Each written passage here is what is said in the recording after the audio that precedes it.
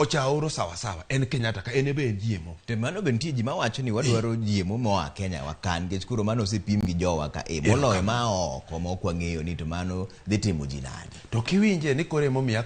anyiso jopiny ni yaye waweuru rikni gi GMO ni kendo ulemonwa wan jo science molony wachni nikech wan ema wanya konyi ka nitie kata po nono nitie GMO mogajore. Wan gogon gi wan ema wang'eye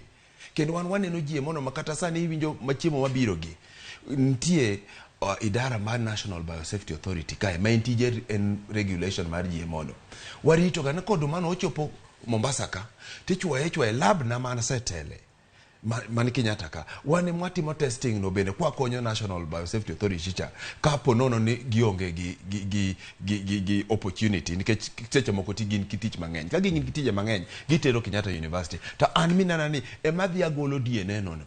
to adhi atimo ne gimiluongo ni PCR ta ang'iyo to en gima chal nadi maponi e iye ka